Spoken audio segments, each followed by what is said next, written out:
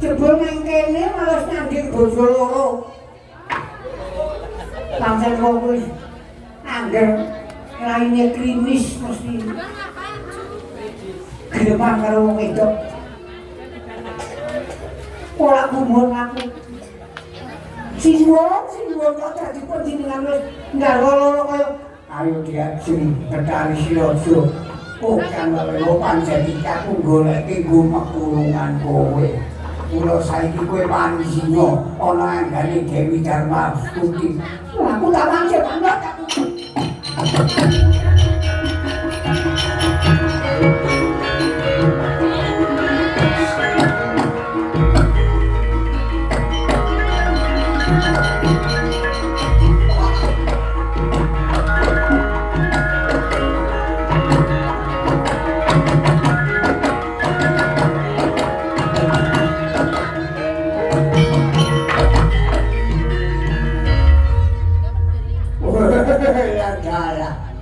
Iki rakuing pura carita. Duryana Raha bisa tata carma. Ayo pakuasane Hyang Widi kuwi iso wae senajan aku wujud kewan, aku bisa omong. Oh. Aku mau mlebet dadi kanggo Betari Sri.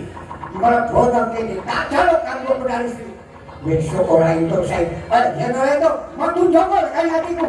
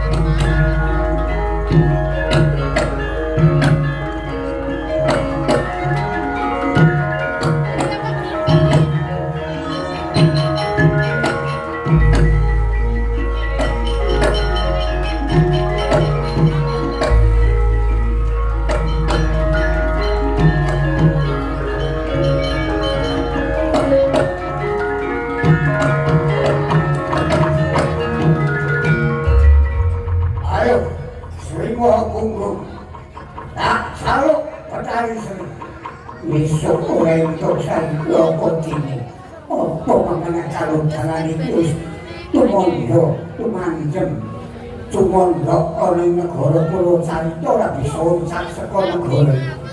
Kalamun to Sri Maha Punggung isih meger saliran. Kowe lek sronggot karo iki mergane pati.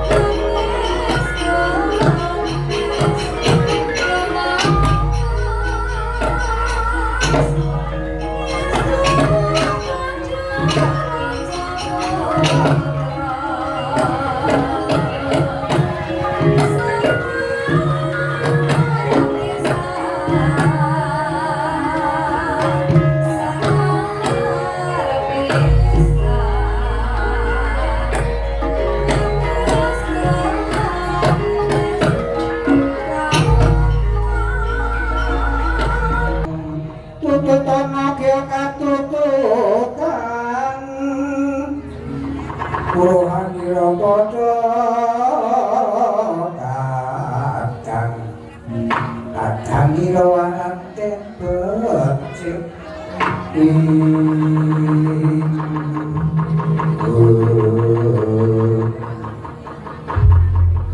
ana ora ngomong karo ning kraton kok nyewake. Kok sing dijaluk Betari sira sabat kan kaya kena pusaka badar dadi apa iki perkara adikmu.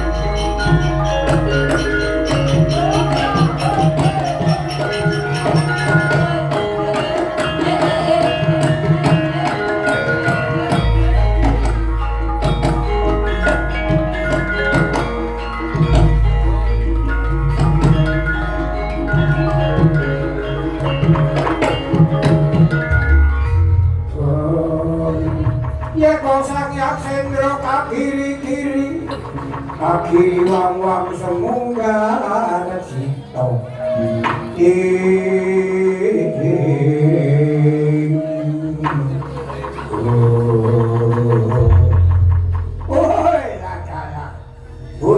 bujra iblis langat lakune cincingkan ora kelu iki menawa ratu ing Purwacarita sriwa bunga kowe pompo lakone tak kalung amplok Betari Sri besok ora entuk saiki apa di rima entas iki berkali-kali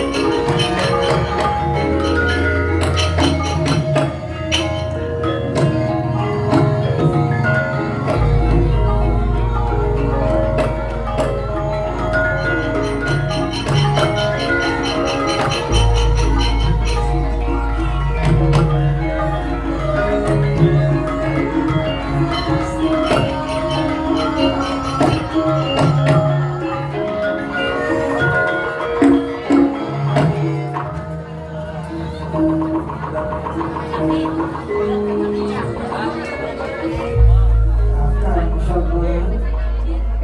Dek, aku kepingin apa kudu ngulungake Betari Sri.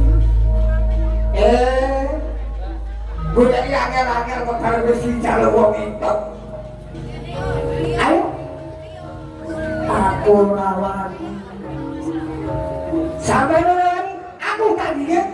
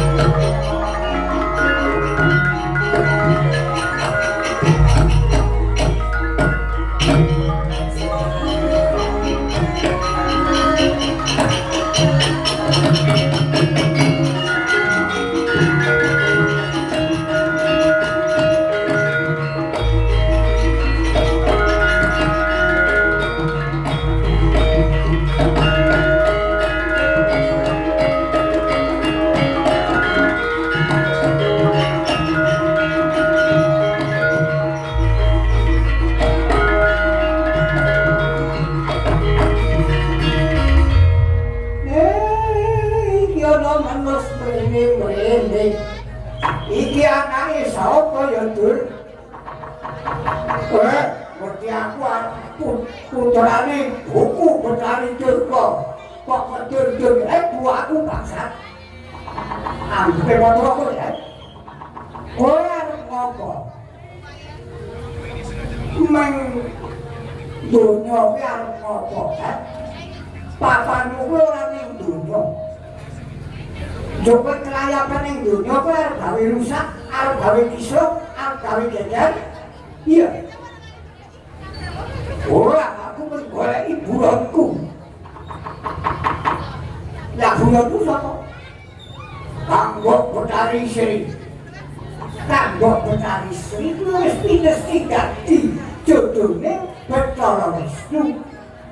Dadi kowe ora kena ganggu gawe. Sepisan kuwi kabeh pindhone sedulur. Nanging ibuku Betari Durga kae kok rabi karo bapakku Bathara Kala Jopanak aku, moko kae anake. Aku ora nyebut. Anggere wong sing kaya ngono kuwi jenenge ora nyebut. Dadi tekaning putra wayah kuwi dadi wong sing ora bener, ora pas karo kahanan. Ngapusi. Aku iki wong tuwa ora bakal ngapusi. Ayo kok ditemu ora. Moh, aku gelem bali karo Kanggo Betari Sri. Oh, kowe mungsi aku sida tak tobosi kowe.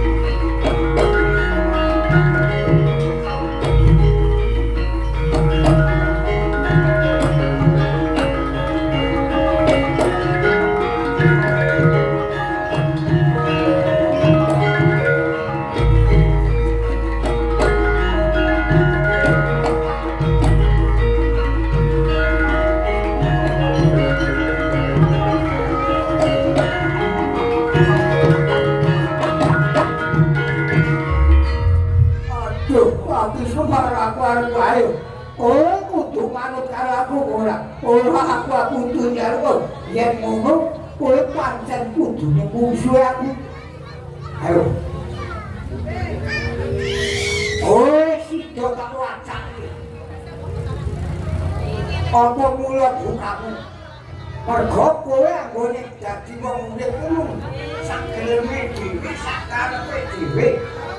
Senenge ngrusak kabeh liyan nanging jabene dhewe jinet utuh. Kalau sing kaya ngono kuwi aku. Ayo saiki ora gak perlu ono.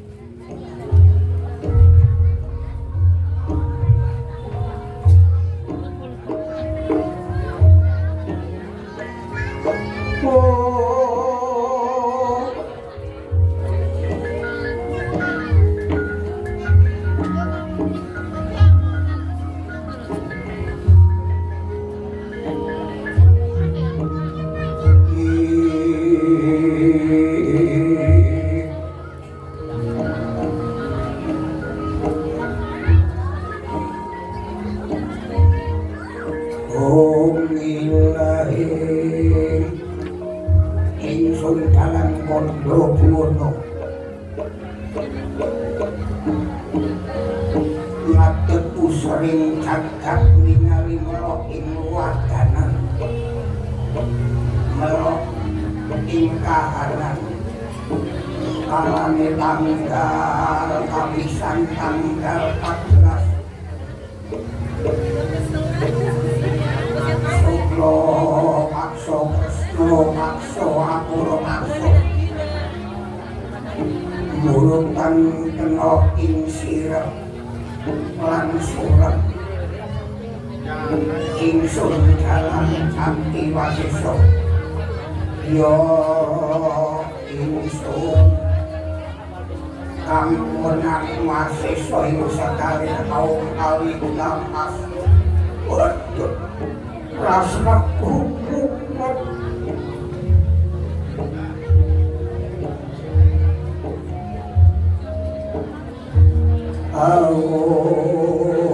Awinam astu lungguh upakuning bumi telapakan songgo buwono gedebuk Hyang Nagaraja kelir kusang Tejamoyo gawangan kusang Retnagara Palintur kusang Kalimengan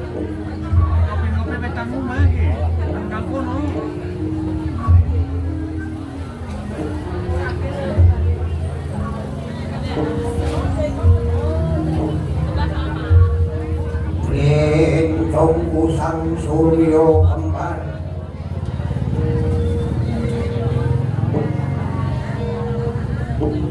Sang Surya Praga Sang Hyang Guru Kamreksani widodari kang kameli widodara widodari kang ninggeni kang nonton padha katon kang pinonton ora katon